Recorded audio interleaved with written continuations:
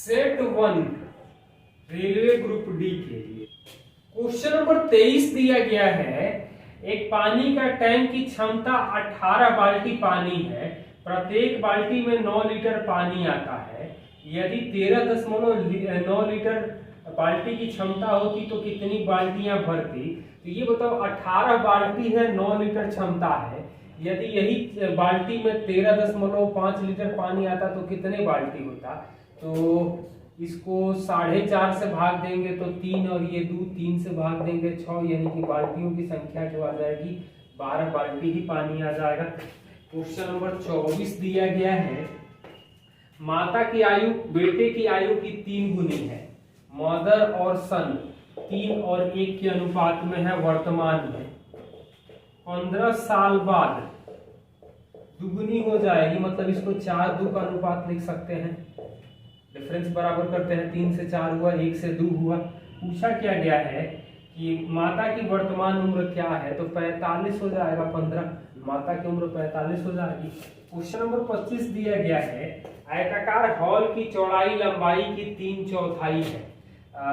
3/4 है, यानी कि लंबाई 4x आ जाएगा, चौड़ाई 3x आ जाएगा।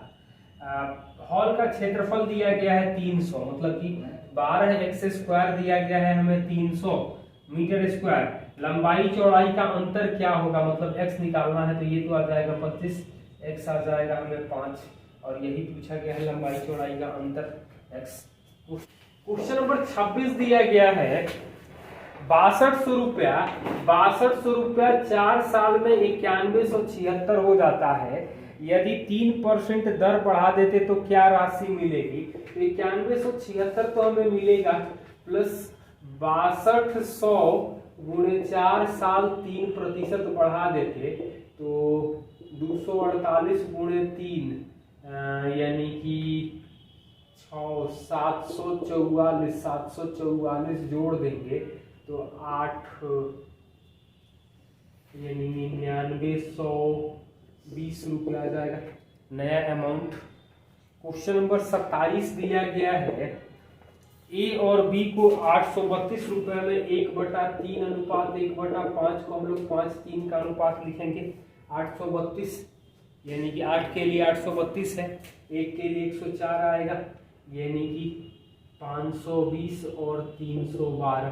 पूछा किसका हिस्सा गया है? दोनों का हिस्सा, तो 520 और 312 आ जाएगा। क्वेश्चन नंबर 28 दिया गया है। एक गलीचे की लंबाई 4 मीटर और चौड़ाई 3 मीटर है, इसका क्षेत्रफल निकालिए। गलीचे की कीमत 40 रुपया पर वर्ग मीटर हो तो गलीचे का मूल्य बताइए। तो 4 और 3 है, मतलब एरिया तो आ जाएगा 4 गुणे 3 यानी कि 12 मीटर स्क्वायर। 40 रुपये पर वर्ग मीटर है, तो 12 गुणे 40 यानी 480 रुपये आएगा। 12 गुणे 40 तो एरिया 12 मीटर स्क्वायर और खर्चा। क्वेश्चन नंबर 29 दिया गया है। दीवार घड़ी में मिनट की सुई 5 मिनट में कितना डिग्री का कोण बनाएगी? तो 60 मिनट में 360 डिग्री का कोण बनाती है, तो 5 मिनट में 30 डिग्री का कोण बनेगा, मतलब 1 मिनट में 6 डिग्री, ऐसा कर सकते हैं, या 12 से भाग दे रहे हैं। क्वेश्चन नंबर 30 दिया गया है। एक घन का पृष्ठीय क्षेत्रफल यानी 6a² दिया गया है 150, तो आयतन क्या होगा? मतलब a का मान 5 आ जाएगा, वॉल्यूम होता है a³ यानी कि 125 सेंटीमीटर क्यूब हो जाएगा। क्वेश्चन नंबर 31 दिया गया है। समद्विबाहु त्रिभुज की आधार कोण 68 है, तो शीर्ष का कोण क्या होगा? तो ये 68 है, तो 136 यानी कि शीर्ष का कोण जो आ जाएगा वो 44 डिग्री आ जाएगा। आधार कोण को ही जनरली हम लोग बराबर की बात कर रहा है। क्वेश्चन नंबर 32 दिया गया है। एक त्रिभुज की भुजाएं 3 4 5 है, तो इसका क्षेत्रफल क्या होगा? तो 3 4 5 जो है वो समकोण त्रिभुज है, और समकोण त्रिभुज का एरिया होता है 1/2 आधार गुणे ऊंचाई यानी 6 सेंटीमीटर स्क्वायर सेंटीमीटर, या स्क्वायर यूनिट लिख सकते हैं, जो भी दिया गया है। सेंटीमीटर है तो सेंटीमीटर स्क्वायर ही लिखेंगे। क्वेश्चन नंबर 33 दिया गया है। एक लकड़ी के बंद बक्से की लंबाई चौड़ाई और ऊंचाई 12 10 8 है। लकड़ी की एक समान मोटाई 1 सेंटीमीटर है, तो आंतरिक पृष्ठ का क्षेत्रफल क्या होगा? तो बंद बक्से की लंबाई है, तो यानी कि आंतरिक पृष्ठ का क्षेत्रफल तो 12, 10 और 8 दिया है, तो आंतरिक जो लंबाई चौड़ाई और ऊंचाई हो जाएगी आंतरिक वो 10, 8 और 6 हो जाएगा। तो आंतरिक टोटल सरफेस एरिया जो आएगा 2 LB यानी कि 80, BH यानी 48, LH यानी कि 60, 140 और 48 188 गुणे 2 यानी 376 सेंटीमीटर स्क्वायर आ जाएगा। मोटाई 1-1 सेंटीमीटर है, तो दोनों तरफ से मतलब 2 होगा ना, एक मोटाई इधर और एक मोटाई इधर, दोनों तरफ होगा बक्सा है तो जो। क्वेश्चन नंबर 34, 2:15 AM में घड़ी के घंटे और मिनट के सुई के बीच का कोण क्या होगा? तो 2:15 की स्थिति क्या होगी? तो 2:15 का मतलब होगा कि 2 से थोड़ा सा आगे और ये 3 पर होगा, तो 2 से 3 का मतलब होगा कि 30 डिग्री होता है, लेकिन 15 मिनट में ये 7.5 डिग्री आगे आएगा, तो एंगल घटता है, यानी कि 30 माइनस 7.5 यानी कि 22.5 डिग्री का एंगल जो मिलेगा 22.5 डिग्री का आ जाएगा। यहाँ पर ऑप्शन जो दिया गया है वो 22.5 22 गुणा 1/2 डिग्री है। क्वेश्चन नंबर 35 दिया गया है, एक 100 मीटर लंबी रेलगाड़ी जिसकी गति 50 किलोमीटर प्रति घंटा है, खंभे को पार करने में कितना समय लेगी? तो 50 गुणे 5/18 गुणे t बराबर 100। ट्रेन खंभे को पार करेगी तो अपनी लंबाई, तो 50 से कटेगा 2, t आ जाएगा 36/5 यानी 7.2 सेकंड का समय लगेगा।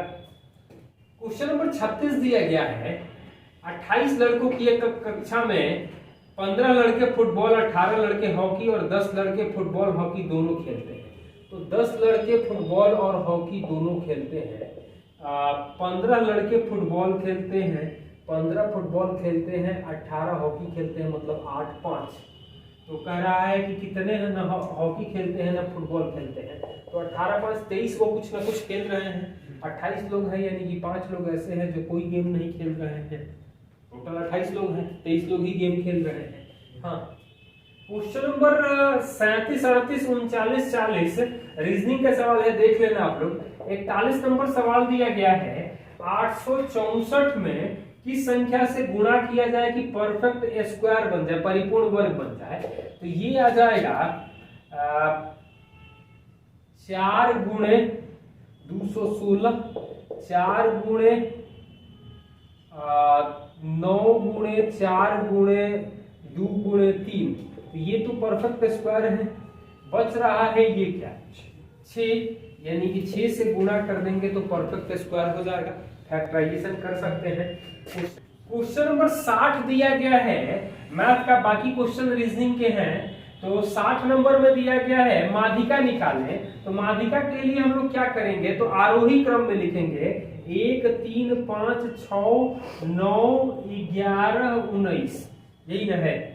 तो 3 3 6 7 डाटा है, मतलब चौथा डाटा जो आ जाएगा वो माध्यिका हो जाएगा।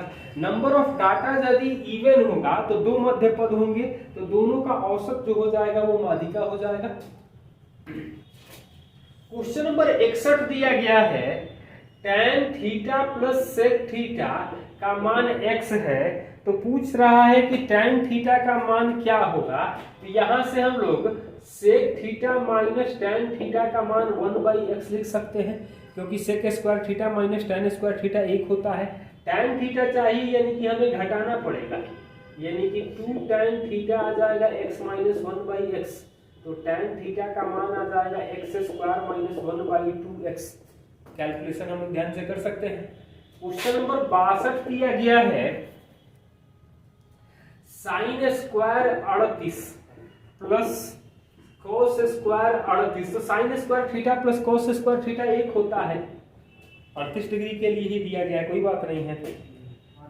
क्वेश्चन नंबर 66 दिया गया है कि -3 4 0 सबका माध्य पूछा है, मीन।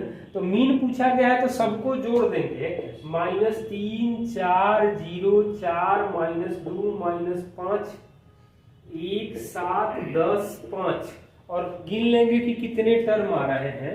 तो -3 -5 -10, यानी कि ये तो खत्म हो जाएगा -10 के सहारे।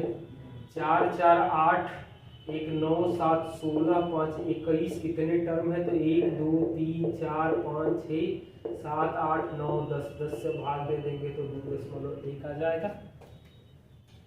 क्वेश्चन नंबर 67 दिया गया है, कुछ डाटा दिया गया है 2012 13 14 15, ये दिया गया है 8, ये मैं ऊपर लिख दे रहा हूं, ये दिया गया है 4, ये दिया गया है 2, ये दिया गया है 10।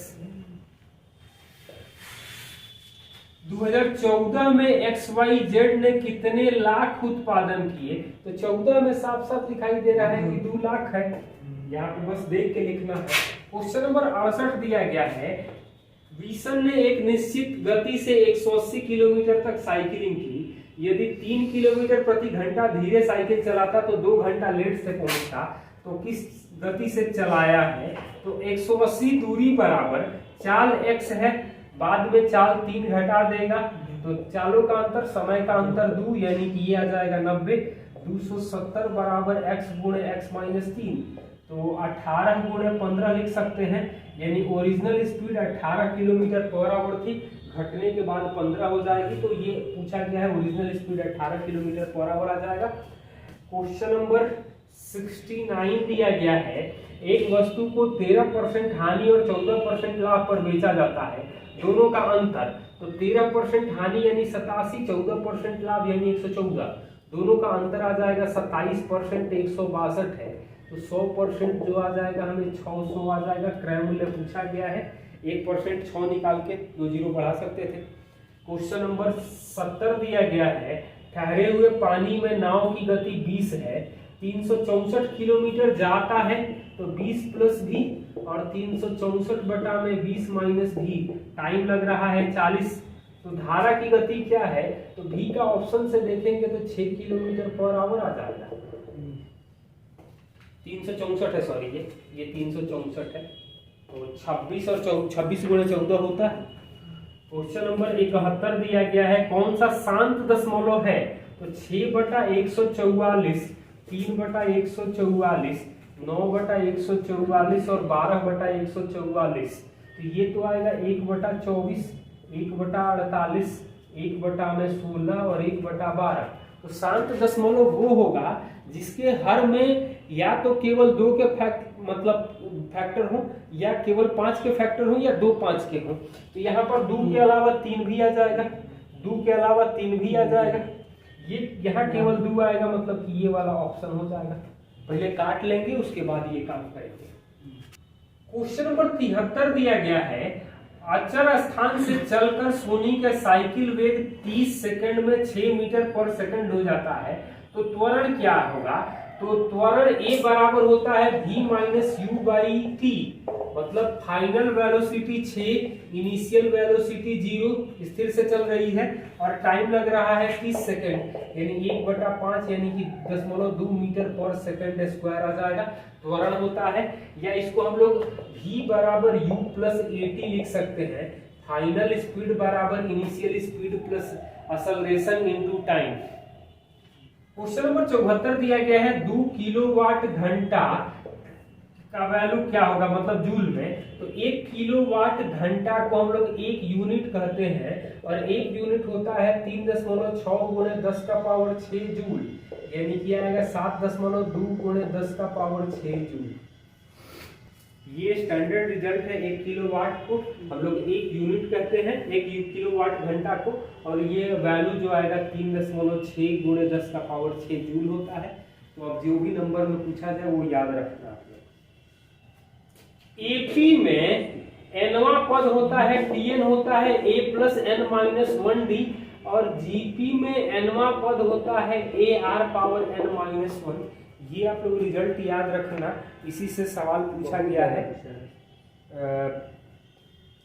इसके बाद और कोई मैथ का क्वेश्चन है नहीं पूरे सेट में। इस सेट का PDF आप लोग हमसे मांग लेना, और जो भी हम सेट करेंगे उसमें मैथ रेलवे में आगे पीछे दिया गया है, लाइन से मैथ का क्वेश्चन नहीं दिया गया है। तो जो भी क्वेश्चंस होंगे, यदि गलती से कभी कोई सवाल छूट जाए तो आप लोग उसको भेज देना, हाँ, सिंप्लीफिकेशन में आप लोग अपने से करना, सिंप्लीफिकेशन में कोई शॉर्टकट नहीं है। जनरली जहाँ होगा वहां पे हम बताएंगे कि ये शॉर्टकट है, लेकिन कुछ क्वेश्चंस के शॉर्टकट नहीं है, तो नहीं है मतलब उतना टाइम लगना ही लगना है, तो उसको प्रैक्टिस से ही थोड़ा सुधार सकते हैं। तो आप लोग उस तरह के क्वेश्चन करिए और नए क्वेश्चन आप लोग और भेजते रहे। Thank you.